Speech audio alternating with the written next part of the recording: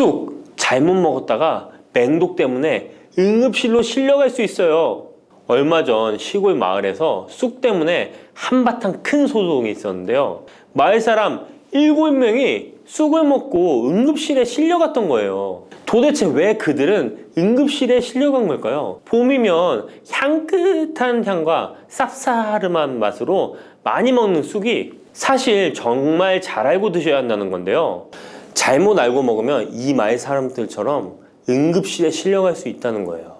그럼 지금부터 쑥 드실 때 주의할 점, 그리고 쑥을 드시면 안 되는 분들, 쑥과 함께 드시면 안 되는 음식, 쑥의 효능, 쑥과 함께 드시면 보약이 되는 음식에는 어떤 것이 있는지 쑥 건강하게 먹는 방법까지 알려드릴게요. 우리나라에 자라는 쑥의 종류가 40종이 넘고 쑥과 비슷하게 생긴 독초도 있어 채취 시 주의해야 합니다. 먼저 오초라는 독초가 있는데 쑥과 비슷하여 해마다 오초를 섭취하고 병원에 실려오는 환자들이 있습니다. 이 오초는 조선시대에는 사약을 만들 때 사용할 정도로 맹독을 가지고 있습니다.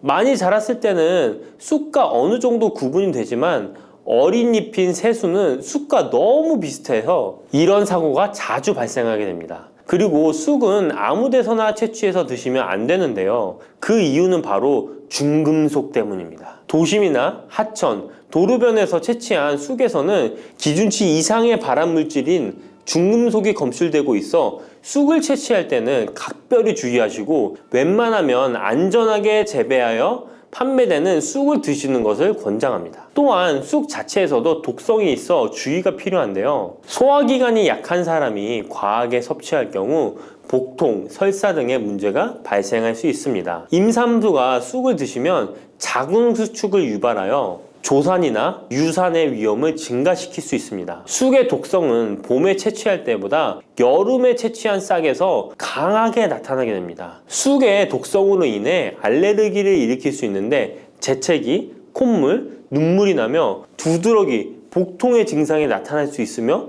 심하면 호흡곤란이 생길 수 있습니다. 평소에 복숭아, 사과, 해바라기 또는 국화와 식물로 인해 알레르기 반응을 일으키는 분들은 특별히 주의하셔야 합니다. 몸에 열이 많은 분들도 쑥을 함부로 드시면 안 됩니다. 쑥이 몸에 좋다고 하여 계피, 대추 또는 각종 야채를 넣어 차를 끓여 드시기도 하고 물 대신 드시거나 쑥즙을 내어 드시는 분들이 계신데요. 평소 몸에 열이 많은 분들은 절대 이렇게 드시면 안 됩니다. 한의학에서 생쑥은 따뜻하고 익힌 쑥은 뜨겁고 매운 성질을 가지고 있는 식물이라고 합니다. 몸에 열이 많은 분들이 쑥을 저렇게 드시면 몸에 지나치게 많은 열이 발생해 특히 가슴과 머리 쪽으로 올라가게 되는데 이 열로 인해 혈압이 올라가고 심장병의 원인이 될 수도 있습니다. 이런 쑥을 드실 때는 함께 먹는 음식도 중요한데요. 절대로 함께 드시면 안 되는 음식은 우유입니다. 요즘 쑥을 이용해 케이크도 만들고 음료로 쑥 라떼 같은 것도 인기가 높은데요. 쑥의 효능들이 우유와 함께 먹으면 전부 사라지게 되는데요. 우유의 카제인 단백질이 쑥에 있는 폴리페놀과 결합하여 몸에 흡수되지 않고 배출되도록 만들기 때문입니다. 따라서 아무리 좋은 쑥도 우유와 함께 드시면 전혀 소용이 없다니 정말 아쉽죠. 이때 한 가지 방법이 있습니다. 우유 대신 아몬드유나 오트밀 같은 대체유를 사용하시면 이런 문제는 바로 해결이 가능해요. 그렇다면 쑥은 이렇게 주의할 점만 있을까요? 당연히 쑥에는 우리 몸에 좋은 효능들이 많은데요. 쑥의 효능 4가지 바로 알아볼게요. 첫 번째, 쑥의 효능은 염증 제거에 탁월한 효능을 발휘합니다. 쑥은 예로부터 약초로 많이 사용되어 왔고 현대 한의학에서도 쑥은 약재로 많이 사용하고 있습니다. 특히 쑥은 민간요법으로 상처에 붙여 감염을 방지하거나 혈관 내의 염증을 제거하는 데 사용되었는데요. 이러한 쑥의 사용법은 과학적으로도 올바른 방법으로 인정되고 있습니다. 이러한 항염증 효능은 쑥에 함유된 타닌 성분 때문인데요. 타닌은 몸속에 유해물질을 배출하는 데 도움을 주며 쑥 특유의 떫은 맛을 내는 역할도 하지만 항염, 항알러지 작용으로 아토피와 같은 알러지 체질을 개선하는 데 도움을 주기도 합니다. 그리고 혈액 정화 작용을 해주는 클로로필 성분이 풍부하여 혈관 내에 나쁜 콜레스테롤을 흡착하여 배출해 주어 혈액순환을 원활하게 해줍니다. 이뿐 아니라 클로로필은 혈액 내에 해로운 병균을 제거해주는 백혈구의 수를 늘려 염증을 억제하는 데 탁월한 효능을 발휘해 줍니다. 두 번째 쑥의 효능은 당뇨 개선에 탁월합니다. 쑥에는 이눌린이라는 수용성 식이섬유가 풍부한데요. 이 성분은 장에서 포도당의 흡수를 느리게 만들어 식후의 혈당이 급격히 오르는 것을 예방해 줍니다. 건강한 성인을 대상으로 한 최근의 한 연구에서는 이들이 쑥 추출물을 먹고 난 후에 식후 혈당이 눈에 띄게 낮아진 결과를 확인할 수 있었습니다. 그리고 클로로겐산이라는 성분이 많아 간에서는 포도당의 합성을 억제하고 근육에서는 포도당의 이용을 촉진해서 혈당 조절에 큰 역할을 해준답니다. 실제 연구에서도 클로로겐산은 공복 혈당과 당화혈색소가 크게 낮아지고 인슐린 감수성이 높아진 사실도 밝혀졌습니다. 그런데 이 두 가지 성분보다도 훨씬 더 중요한 것이 있는데요. 그것은 바로 시네올입니다. 시네올이 혈당 조절에 결정적인 역할을 하는데요. 췌장의 베타세포를 자극하여 인슐린 분비를 촉진시키며 말초 조직에서는 인슐린 감수성을 높이는 역할을 합니다. 시네올 말고도 쑥에는 이눌린, 클로로겐산, 폴리페놀 등 여러 생리활성 물질들이 복합적으로 작용해서 당뇨를 개선하는 효과를 나타내는 것이랍니다. 세 번째 쑥의 효능은 몸을 따뜻하게 해주는 역할입니다. 당뇨 개선에도 도움을 주는 시네올은 특유의 향을 내며 몸을 따뜻하게 해주는 효과가 있습니다. 시네올은 혈액순환을 촉진하고 면역력을 강화하는 데 도움을 주는데요. 특히 손발이 찬 수족냉증을 개선하는 데 효과적이며 신진대사를 원활하게 해주어 생리통, 생리불순 등의 여성 질환을 완화시키는 데에 큰 역할을 해줍니다. 쑥의 따뜻한 성질이 혈액순환을 촉진시키고 자궁의 기능을 강화해주기 때문이랍니다. 네 번째 쑥의 효능은 장을 건강하게 하여 변비를 예방하고 소화불량을 해결하는 데 도움을 주는 것입니다. 쑥에는 시금치보다 무려 3배나 많은 식이섬유를 가지고 있어 장 운동을 촉진하고 변비 및宿변 제거에 탁월합니다. 또한 시네올은 위장 점막의 염증을 완화하고 위장 내 유해균을 제거하여 소화장애를 예방하는 데 도움을 줍니다. 그리고 쑥에 함유된 비타민 A는 장내의 점막을 보호하여 장 건강을 유지하는 데 도움을 주며 항산화 작용에 뛰어난 비타민 C는 장내 유해균을 제거해 주어 장내 환경을 건강하게 해줍니다. 평소 소화가 잘 되지 않는 분은 쑥을 섭취하셔서 답답하고 더부룩한 증상을 해결하면 정말 좋겠죠? 근데 쑥을 드실 때 쑥만 드시는 게 아니잖아요. 다른 음식들과 같이 드시는데 쑥도 궁합이 맞는 음식이 따로 있다는 거 아시나요? 이렇게 몸에 좋은 쑥도 함께 드시면 보약이 되는 찰떡궁합 음식이 있습니다. 쑥과 함께 드시면 보약이 되는 첫 번째 음식은 쌀입니다. 쑥하면 생각나는 음식이 쑥떡 아닌가요? 어릴 적 쑥개떡을 맛있게 먹었던 기억이 있는데요. 쑥떡은 우리나라 사람들에게 사랑받는 음식입니다. 많은 분들이 나이가 들며 당뇨도 많이 생기고 혈당이 오르는 것을 염려하여 쌀밥을 줄이시는 경우가 많이 있는데요. 쌀은 우리 식단에서 빼놓을 수 없죠. 쌀은 70% 이상이 녹말로 구성되어 있어 우리 몸에 필요한 에너지를 제공하는 핵심 원료입니다. 이 녹말은 우리 몸에 거의 완벽하게 흡수되는데요. 쌀에는 6% 이상의 단백질도 함유되어 있어 근육에 필요한 활력과 에너지를 보충해주는 역할도 합니다. 하지만 쌀에는 지방,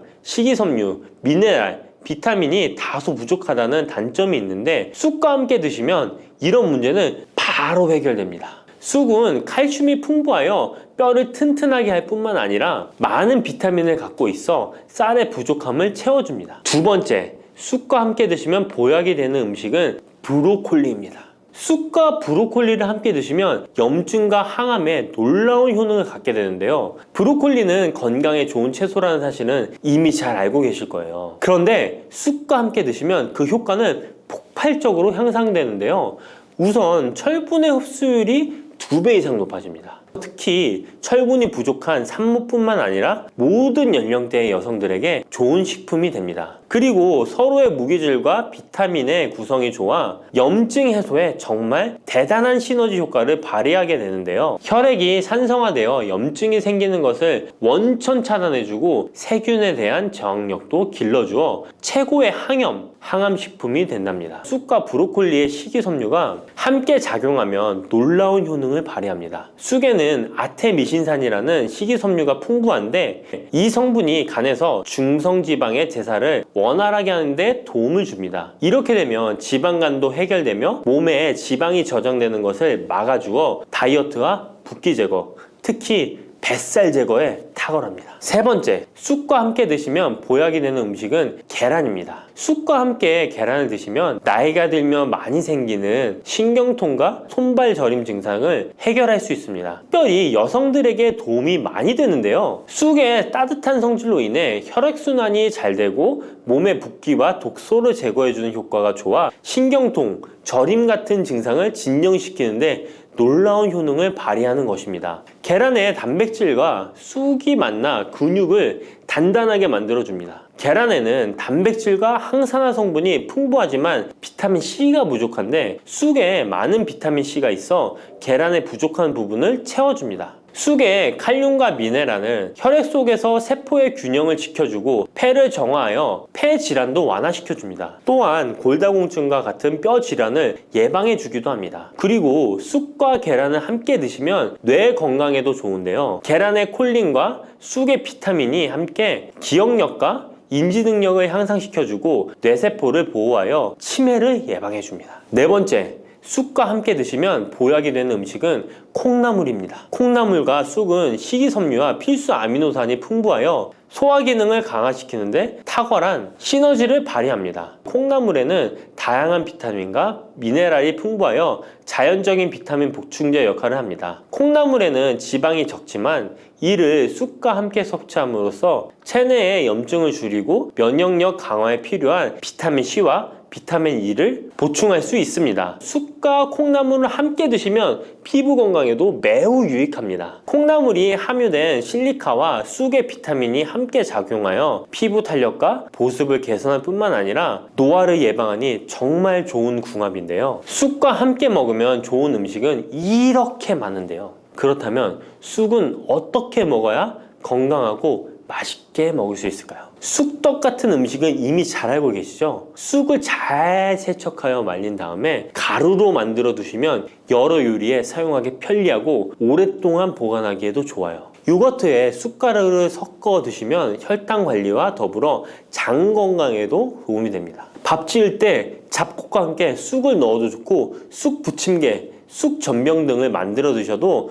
맛과 향이 좋습니다. 계란물에 쑥가루를 넣어 계란말이를 해 드셔도 되고 계란찜이나 계란국에 쑥을 넣어 드셔도 됩니다. 계란찜이나 계란말이를 만들 때 브로콜리까지 넣어 드시면 건강에 더욱 좋은 음식이 된답니다. 팥을 이렇게 드시면 당뇨 사라지고 뱃살 쏙 빠져요. 여러분, 겨울에 동지가 되면 우리가 무엇을 먹나요? 바로 팥죽이죠. 또 겨울 간식으로 이 팥이 들어간 붕어빵, 호빵 같은 간식도 자주 먹는데요. 이 팥과 함께 먹으면 보약과 같은 효과를 만들 수 있는 식품들도 있고 또 잘못 먹으면 오히려 건강에 마이너스가 되는 음식도 있습니다. 그래서 오늘은 이 팥의 효능 8가지와 드실 때 주의할 점, 그리고 함께 드시면 좋은 음식 4가지에 대해 알려드리겠습니다. 팥하면 생각나는 음식이 있으신가요? 저는 사람들이 평소에 팥을 많이 안 먹는다고 생각했는데 의외로 팥이 들어간 음식이 많이 있더라고요. 대표적인 음식은 시루떡이 있고요. 겨울에 간식으로 많이 먹는 붕어빵, 또 제과점에서 사 먹는 빵들에도 팥이 많이 들어있습니다. 여름엔 팥빙수도 많이 먹고요. 겨울엔 팥죽도 종종 먹게 됩니다. 자, 이런 팥 요리를 집에서 해먹는 경우도 많은데 팥을 집에서 직접 삶을 때 혹시 소다를 넣고 삶는 분들 많으시지 않나요? 팥을 삶을 때 소다를 넣게 되면 팥의 색상이 더욱 선명해지고 팥을 더욱 부드럽게 해주어 팥을 삶는데 걸리는 시간을 단축시켜주기 때문인데요. 하지만 앞으로는 절대 소다를 사용하시지 마시기 바랍니다. 그 이유는 소다를 넣고 팥을 삶게 되면 팥의 영양소가 파괴돼서 팥의 좋은 성분을 먹을 수 없게 되기 때문인데요. 자, 그래서 어떻게 팥 요리를 하는 게 좋은지 알려드릴게요. 팥을 삶을 때 먼저 흐르는 물에 깨끗이 세척해서 이물질을 제거해 주시고요. 물에 담가 약 4시간 정도 불려주십니다. 그렇게 불린 팥을 물에 넣어 삶아주면